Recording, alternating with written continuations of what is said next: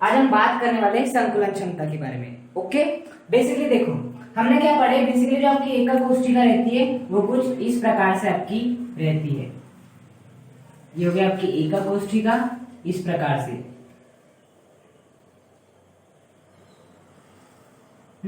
ये क्या हो गई आपकी एकक कोशिका हो गई। अब ये जो एकक कोशिका है बेसिकली हमें इस चैप्टर में घनी एकक कोशिका के बारे में अध्ययन करना है। देखो बेसिकली हमारे पास कितने प्रकार के क्रिस्टल तंत्र थे, 7 प्रकार के क्रिस्टल तंत्र, जिसमें घनी भी था, समचतुर्भुजी था, समचतुष्कोणी भी था, त्रिंताक्ष था, एकंताक्ष, ऐसे बहुत प्रकार के क्रिस्टल तंत्र थे। तो हमें केवल एकक कोशिका का उस क्रिस्टल तंत्र के अध्ययन करना है जो कि क्या था, घनी था। मतलब कि हमें घनी क्रिस्टल तंत्र था। घनी क्रिस्टल तंत्र में बेसिकली क्या था, A बराबर B बराबर क्या था, C था। मतलब जो आपकी तीनों भुजाएं रहती है A B C, तीनों क्या होती है बराबर, घनी की बात कर रहा हूं, और अल्फा बराबर बीटा बराबर क्या होता है गैमा, तीनों कोण बराबर होंगे। तीनों कितने के रहते हैं, 90 डिग्री के। ये होता है आपका घनी क्रिस्टल तंत्र। ओके, तो जो घनी क्रिस्टल तंत्र होता है उसी के अंतर्गत हमें किसका अध्ययन करना है, आपके एससीसी का भी, बीसीसी का भी और एफसीसी का भी। केवल और केवल हमें नहीं त्रिंताक्ष में करना है, नहीं एकंताक्ष क्रिस्टल तंत्र में करना है, नहीं किसी तंत्र में करना है। उन 7 क्रिस्टल तंत्र में से केवल घनी क्रिस्टल तंत्र में जो आपकी एकक कोशिका का जिस प्रकार संरचना रहती है, निर्माण होता है, केवल और केवल उसके बारे में हमें अध्ययन करना है। तो मैं जितने एकक कोशिका आपको आगे पढ़ाऊंगा ना, उसमें एक बात याद रखना कि A बराबर B बराबर C होगा। जो तीनों भुजाएं होंगी वो क्या होगी, बराबर होगी। साथ ही साथ अल्फा बराबर बीटा बराबर गैमा होगा, वो एंगल कितने का बनाएगी, 90 डिग्री का एंगल बनाएगी। इस बात का ध्यान रखना। तो बेसिकली हमने कितने प्रकार का कोशिका पढ़े थे, 3 प्रकार, बेसिकली 4 पढ़े थे। पहली थी आपकी आद्य का कोशिका, दूसरी थी काय केंद्रित, तीसरी थी आपकी फलक केंद्रित और चौथी थी अंत्य केंद्रित, है ना। तो वो जो चारों प्रकार की एकक कोशिका है ना, वो 7 प्रकार के क्रिस्टल तंत्र में संभव है। 7 प्रकार के क्रिस्टल तंत्र में संभव है, मतलब कि आपकी ऐसा बोल सकते हैं कि सरल घनी एकक कोशिका भी बनती है, सरल त्रिंताक्ष एकक कोशिका भी बनती है, सरल एकंताक्ष एकक कोशिका भी बनती है, सरल समचतुर्भुजी एकक कोशिका भी बनती है। ऐसे जितने भी क्रिस्टल तंत्र है ना, उन सभी के एकक कोशिका बनती है। लेकिन हमें किस एकक कोशिका का अध्ययन करना है, केवल सरल घनी एकक कोशिका का अध्ययन करना है। जैसे कि काय केंद्रित घनी एकक कोशिका भी बनती है, काय केंद्रित विषम लंबाक्ष एकक कोशिका भी बनती है, काय केंद्रित एकंताक्ष एकक कोशिका भी बनती है, काय केंद्रित त्रिंताक्ष एकक कोशिका भी बनती है। लेकिन हमें अध्ययन केवल किसका करना है, काय केंद्रित घनी एकक कोशिका। उसी प्रकार से फलक केंद्रित में जो आपके 7 क्रिस्टल तंत्र है, उन 7 क्रिस्टल तंत्र में आपको 4 कोशिकाएं बन सकती है, 4 कोशिकाएं का बनना संभव है। लेकिन हमें केवल किस क्रिस्टल तंत्र का अध्ययन करना है, घनी क्रिस्टल तंत्र का अध्ययन करना है, बाकी किसी का अध्ययन नहीं करना है। अब देखना, जो आपका घनी क्रिस्टल तंत्र है ना, उसमें अंत्य केंद्रित एकक कोशिका नहीं बन सकती। क्या नहीं बन सकती, अंत्य केंद्रित एकक कोशिका नहीं बन सकती है। इसलिए हमने जो आपका ईसीसी है ना, जो लास्ट अंत्य केंद्रित एकक कोशिका उस सिलेबस में है नहीं, क्योंकि हमें केवल किसका अध्ययन करना है, घनी क्रिस्टल तंत्र का अध्ययन करना। घनी क्रिस्टल तंत्र में केवल सरल एकक कोशिका बन सकती है, काय केंद्रित, और कौन सी बन सकती है, फलक केंद्रित, अंत्य नहीं बन सकती। इसलिए सिलेबस से अपने आप ही हट गया बेसिकली। तो जो आपके 7 क्रिस्टल तंत्र है ना, उन 7 क्रिस्टल तंत्र में से हमें केवल घनी क्रिस्टल तंत्र के अंतर्गत किसका अध्ययन करना है, तीनों एकक कोशिका का अध्ययन करना है। तो बेसिकली हमारा एकक कोशिका में ऐसे नहीं बोलेंगे सरल एकक कोशिका, हम बोलेंगे सरल घनी एकक कोशिका। फिर क्या बोलेंगे, काय केंद्रित घनी एकक कोशिका। फिर क्या बोलेंगे, फलक केंद्रित घनी एकक कोशिका। हाँ, क्योंकि हम घनी क्रिस्टल तंत्र में देखने वाले हैं ना। तो बेसिकली देखो, घनी क्रिस्टल तंत्र की खासियत होती है A बराबर B बराबर C, जो कि रहने वाला है हमेशा, और अल्फा बराबर बीटा बराबर गैमा बराबर 90 डिग्री। ओके, अब देखना यहाँ पर बेसिकली बात आती है संकुलन क्षमता की। जैसे कि देखो, ये जो आपकी संरचना है वो आपकी कुछ इस प्रकार से, देखिए हमने सिंप्लीफाई की है समझने के लिए, लेकिन बेसिकली संरचना आपकी कुछ इस प्रकार से रहती है। पहला गोला, दूसरा गोला, तीसरा गोला, चौथा गोला, अब इसके पीछे और एक गोला, 6वां गोला, 7वां गोला, 8वां गोला। अब इन सब के केंद्र को क्या कर देते हैं, इस प्रकार से मिला देते हैं। तो आपको क्या प्राप्त हो जाती है, वो जो मैंने एकक कोशिका बनाए हो वही सेम टू सेम प्राप्त हो जाती है इस प्रकार से।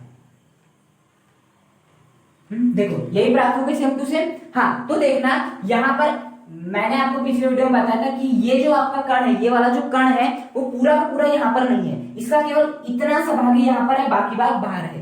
तो जो कोने पे स्थित कण है तो उसका योगदान कितना रहता है, 1/8 रहता है। मैंने भी बताया था कि जो फलक पे उपस्थित आपका कण है तो उसका योगदान कितना होता है, 1/2 होता है। और जो आपके यहाँ पर भुजा में स्थित होता है उसका योगदान कितना होता है, 1/4 होता है एक एकक कोष्ठिका में। और यदि केंद्र में उपस्थित है तो उसका पूरा का पूरा एक भाग वहीं पे उपस्थित रहता है। अब देखना बेसिकली देखो, जब हमने यहाँ व्यवस्थित किया ना कणों को, तो देखो बीच में आपका कुछ भाग खाली है। देखो ये वाला भाग, ये वाला भाग क्या मिल रहा है आपको, खाली मिल रहा है। देखो ये वाला भाग भी क्या मिल रहा है आपको, खाली मिल रहा है। खाली का मतलब ये गोलों द्वारा जो घेरा गया है मैं उसकी बात कर रहा हूँ, इसे भूल जाओ। ये तो बस हमने समझने के लिए, बीच कभी ऐसी लाइन नहीं होती है, मैंने कल ही बताया था ऐसी कोई लाइन नहीं होती। तो देखो ये 4 गोलों के बीच में ये वाला स्थान खाली है, देखो इतना खाली स्थान है आपका, ये वाला भी खाली स्थान है, ये वाला भी खाली स्थान है, साथ ही साथ देखना ये वाला भी स्थान खाली है आपका, है ना। तो ये सभी स्थान क्या है, खाली है। मतलब कि हम ऐसा बोल सकते हैं कि जो आपकी एक एकक कोशिका रहती है वो पूरी प्रकार से भरी नहीं रहती है, उसका कुछ भाग क्या रहता है, खाली भी रहता है, उसका कुछ भाग क्या रहता है, खाली भी रहता है। तो बेसिकली संकुलन क्षमता क्या है कि देखो हमने 3 प्रकार की एकक कोशिका बनाई थी, आद्य एकक कोशिका, काय केंद्रित एकक कोशिका और फलक केंद्रित एकक कोशिका। तीनों एकक कोशिका कैसी थी, घनीय थी। तीनों कैसी थी, घनी थी। और तीनों को इतना ही आयतन मिला था क्योंकि तीनों घनी थी। तो इसको जितना आयतन मिलेगा, इसको कितना आयतन मिलेगा, a³ के बराबर, क्योंकि बेसिकली ये क्या है, घनी है। घन का आयतन कितना रहता है, a³। यदि मैं इसे भुजा a मान लूं तो इसका आयतन कितना हो जाएगा, a³। तो देखो सरल एकक कोशिका को भी a³ आयतन मिला है, आपके काय केंद्रित को भी a³ आयतन मिला है, और आपका जो फलक केंद्रित है उसे भी कितना मिला है, a³ ही आयतन मिला है। तीनों को बराबर आयतन मिला है। लेकिन देखना ये जो आपके कण है, ये जो आपके कण है वो बेसिकली पूरी तरह से इसमें फिल नहीं कर रहे इस एकक कोशिका को, कुछ भाग क्या आपका खाली भी है। तो जितना भाग इन्होंने घेर चुके हैं, इन्हें जितना प्रदान हुआ है, a³ आयतन प्रदान हुआ है, उस a³ आयतन में से इन्होंने जितना आयतन को घेर लिया है, जितने आयतन को घेर लिया है वह क्या कहलाती है, आपकी संकुलन क्षमता। वह क्या कहलाती है, आपकी संकुलन क्षमता। जैसे कि मैं एग्जांपल देता हूं, आपका 100 नंबर का पेपर हुआ 3 की कर लेते हैं, 100 नंबर का, 3 विद्यार्थी, तीनों का 100 नंबर का पेपर हुआ। हाँ, अब एक के नंबर है 68, एक के नंबर है 78 और एक के नंबर है 90। इतने नंबर आ गए। तो बेसिकली आपका 100 नंबर का पेपर हुआ था, आपका पूरा आयतन आपको दिया गया था। क्या दिया गया था, तीनों सरल एकक कोशिका को भी, आपकी काय केंद्रित को भी, फलक केंद्रित को भी, तीनों को बराबर इतना ही आयतन दिया गया था, a³, क्योंकि तीनों क्या है, घनी है। घन की एक भुजा यदि a है और तो घन का आयतन कितना होता है, a³ होता है। घन की तीनों भुजाएं क्या होती है, बराबर। यहाँ पे लिखा है a बराबर b बराबर c है, होता है। तो सरल को भी a³, काय केंद्रित को भी a³, फलक केंद्रित को भी a³, तीनों को उतना आयतन दिया है। लेकिन जो आपके सरल केंद्रित में जो कण रहेंगे वो कितने भाग को घेरे, यहाँ एग्जांपल समझे तो केवल 68 भाग को घेर रही है। जबकि यदि मैं बात करूं किसकी, काय केंद्रित की बात करूं तो कितने भाग को घेरे, 78। जबकि इससे मैं बात करूं तो यदि मैं बात करूं फलक केंद्रित तो कितना भाग घेरे, 90 भाग घेरे। तो ये हो जाएगी बेसिकली इनकी संकुलन क्षमता। तो बेसिकली संकुलन क्षमता क्या होती है, एकक कोशिका का वह भाग जो कि उसके कणों द्वारा घेर लिया जाता है, वही क्या कहलाती है, आपकी संकुलन क्षमता कहलाती है। तो बेसिकली यदि मैं बात करूं संकुलन क्षमता के फॉर्मूले की, तो वो क्या हो सकता है आपका, देखो जो आपका संकुलन क्षमता हो जाएगी, संकुलन क्षमता बेसिकली देखो, यदि हमें प्रतिशत निकालना रहता है तो हम क्या करते हैं, पूर्णांक जितने का कुल का पेपर रहता है ऊपर क्या आते हैं, आपके प्राप्तांक आते हैं। वैसे यदि हमें एकक कोशिका की क्या निकालना है, संकुलन क्षमता, और हमें संकुलन क्षमता निकालना है, हमें निकालना है संकुलन क्षमता प्रतिशत के रूप में निकालना है। जैसे कि हम परसेंटेज किसके रूप में निकालते हैं, प्रतिशत के रूप में, है ना। तो वैसे यहाँ पर हमें संकुलन क्षमता किसके रूप में निकालनी, प्रतिशत के रूप में निकालनी है। तो देखो हम प्रतिशत कैसे निकालते, कुल आता है पहले पूर्णांक, फिर आता है उस पूर्णांक में से हमने जितने भी अंक प्राप्त किए तो वो क्या होता है, बेसिकली आपका प्राप्तांक होता है ना। तो बेसिकली यहाँ पर भी यदि मुझे संकुलन क्षमता का प्रतिशत निकालना है तो मुझे क्या करना पड़ेगा, नीचे आएगा आपका एकक कोशिका का कुल आयतन। बेसिकली तीनों में ही देखना, सरल हो, काय केंद्रित हो या फलक केंद्रित हो, तीनों को बराबर आयतन दिए, वो कितना दिए, a³ आयतन दिए है। तो यहाँ पर मैं लिख दूंगा फॉर्मूला में, नीचे क्या आ जाएगा, एकक कोशिका का कुल आयतन, एकक कोशिका का कुल आयतन आ जाएगा नीचे। अब ऊपर क्या आता है, कण द्वारा घेरा गया आयतन। पेपर कितने नंबर का, 100 नंबर का था तीनों के लिए, लेकिन इसने कितने मार्क्स अर्जित किया, 68, इसने 78, इसने 90। मतलब कि यदि हम किसी की भी संकुलन क्षमता की बात करें, नीचे तो एक बात परफेक्ट है कि एकक कोशिका का कुल आयतन आने वाला है। अब ऊपर क्या आएगा, जितना कि कण द्वारा घेर लिया होगा आयतन, कण द्वारा घेरा आयतन, ऊपर क्या आने वाला है, कण द्वारा घेरा गया आयतन, है ना। तो देखो बेसिकली अब यदि मैं बात करूं कण द्वारा घेरा गया आयतन की, तो हम कैसे निकालेंगे। मान लेते हैं आपके पास क्या है, एक कमरा है, उस कमरे में क्या रखी है, एक बॉल रखी, बहुत बड़ी बॉल रखी उस कमरे के बराबर। तो बताओ उस बॉल द्वारा कमरे का कितना भाग घेरा गया होगा। ऑब्वियस सी बात है, जितना उस बॉल का आयतन होगा, जितना उस बॉल का आयतन होगा उतना ही भाग क्या होगा, घेरेगा, क्योंकि आयतन का मतलब क्या होता है, घेरा हुआ भाग। यदि 2 कण होंगे तो उस 2 द्वारा जितना भी घेरा गया होगा, यदि 3 होंगे तो 3 के द्वारा जितना भी आपका घेरा जाएगा। तो उसी प्रकार से यदि मुझे किसी भी कण द्वारा घेरा गया आयतन लिखना है तो मैं ऐसे लिख सकता हूं, आपका पहला तो आ जाएगा आपके कणों की संख्या गुणा एक कण का आयतन, ये हो जाएगा बेसिकली। हाँ, कण द्वारा घेरा गया आयतन क्या हो जाएगा, कणों की संख्या गुणा एक कण का आयतन। जैसे कि इस कमरे में कितनी बॉल है, एक बॉल है ना।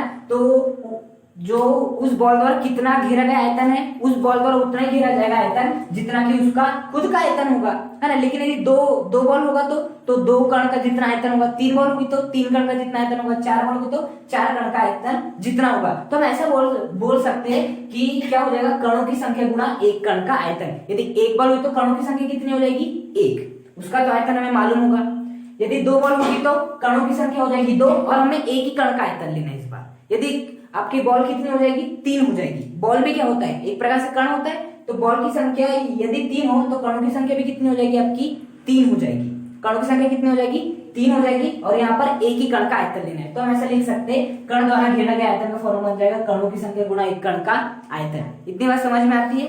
मेरा उद्देश्य आपको रटवाना नहीं, इसलिए बता रहा हूँ, कुछ नहीं। और नीचे क्या रहता है आपका, एकक कोष्ठिका का आयतन, एकक कोष्ठिका का आयतन। अब देखो इसे हमें किसके रूप में लिखना है, प्रतीकात्मक रूप में लिखना है ना, प्रतीक के रूप में लिखना है। तो देखो कणों की संख्या को किससे प्रदर्शित कर देते, z से प्रदर्शित कर देते हैं। z बेसिकली यदि आपका एक कण रहा तो एक, जैसे कि सरल एकक कोशिका में प्रभावी कणों की संख्या कितनी होती है, 1, तो z का मान कितना हो जाएगा, 1 हो जाएगा। फलक केंद्रित में प्रभावी कणों की संख्या कितनी होती है, 4, तो z का मान कितना हो जाएगा, 4 हो जाएगा। 4 क्या आपके कणों की संख्या गुणा बेसिकली बात आती है कण का आयतन। देखो जितने भी कण रहते हो किसके रूप में रहते, ठोस गोलों के रूप में रहते। देखे ना, जितने भी यहाँ पर कण रहते हो क्या रहते, ठोस गोले के रूप में रहते हैं। इस प्रकार से तो रहते हैं आपके, इसका वजन केंद्र लेते हैं, है ना। इसकी यदि मैं त्रिज्या क्या मान लेता हूँ, r मान लेता हूँ, तो बेसिकली जो आपका ठोस है वो क्या है, गोला है। और गोले का आयतन कितना होता है, 4/3 पाई स्मॉल r क्यूब होता है। गोले का आयतन कितना होता है, 4/3 पाई r क्यूब। तो एक कण का आयतन कितना हो जाएगा, 4/3 पाई r क्यूब। डिवाइड में क्या आ जाएगा आपका, एकक कोशिका का आयतन। अब देखो जितनी भी आपकी एकक कोशिका वो कैसी है, घनी है, और घनी एकक कोशिका का आयतन कितना होता है आपका, a क्यूब होता है। तो बेसिकली जो आपका संतुलन क्षमता का जो फॉर्मूला आ गया वो कितना आ गया, z into 4/3 pi r cube upon a cube. इतनी बात समझ में आती है। बेसिकली यहाँ पर देखो संकुलन, जैसे हम प्रतिशत निकालते हैं ना वैसे निकालना है। देखो बेसिकली हम प्रतिशत संकुलन क्षमता निकाल रहे हैं ना, तो मुझे यहाँ पर 100 का भी इंटू करना पड़ेगा। किसका इंटू करना पड़ेगा, 100 का, क्योंकि मैं प्रतिशत संकुलन क्षमता निकाल रहा हूँ। तो मैं यहाँ भी 100 का इंटू कर दूंगा और यहाँ पर भी किसका इंटू कर दूंगा, आपके 100 का इंटू कर दूंगा। तो बेसिकली हो जाएगी प्रतिशत संकुलन क्षमता। प्रतिशत कैसे निकालते हैं, यदि आपने जितने भी मार्क्स लाए उसका प्रतिशत निकालना है तो नीचे आते कुल पूर्णांक, ऊपर आते जितने द्वारा आपने गेन किए और किसका इंटू कर देते, 100 का कर देते। तो 100 से 100 के आंसर आपके परसेंट कितने बने, 68। तो संकुलन क्षमता भी ऐसी निकली। अभी मैं आपको निकाल के भी दिखाऊंगा कि सरल एकक कोशिका में कितनी होती है, कितना भाग घेरा होता है, कितना भाग खाली छोड़ दिया जाता है, वो भी हमें अभी पूरा डेरिवेशन करनी है ना। तो बेसिकली प्रतिशत संकुलन क्षमता वैसे निकालेंगे, तीनों को उतनी एकक कोशिका मिली तो एकक कोशिका का कुल आयतन, जैसे कि यहाँ पर कुल आपके मार्क्स होते हैं, फिर क्या आता है ऊपर जितने मार्क्स आपने गेन किए हैं, तो ऊपर क्या आएगा, जितना भी कण द्वारा घेरा गया आयतन है इंटू 100। अब कण द्वारा घेरा गया आयतन क्या होगा, कणों की संख्या गुणा एक कण का आयतन। यदि 2 कण है तो 2 इंटू एक कण का आयतन, 3 कण है तो 3 गुणा एक कण का आयतन, नीचे एकक कोशिका का आयतन चलेगा। बेसिकली कण की संख्या को z मान लेते हैं। एक जो आपका कण रहता है वो क्या रहता है, ठोस गोले के रूप में रहता है। गोले का आयतन कितना होता है, 4/3 पाई r क्यूब। इसकी त्रिज्या कितनी है, स्मॉल r है। डिवाइड बाय a क्यूब क्या होता है, एकक कोशिका का आयतन। तो बेसिकली इस फॉर्मूले के द्वारा हम क्या कर सकते हैं, आपका संकुलन क्षमता का मान निकाल सकते हैं। मतलब सरल एकक कोशिका में कितना होगा, फलक में कितना होगा, और आपके काय केंद्रित या जिसे अंतः केंद्रित भी कहते हैं ना, तो उसका हम डेरिवेशन करने वाले हैं।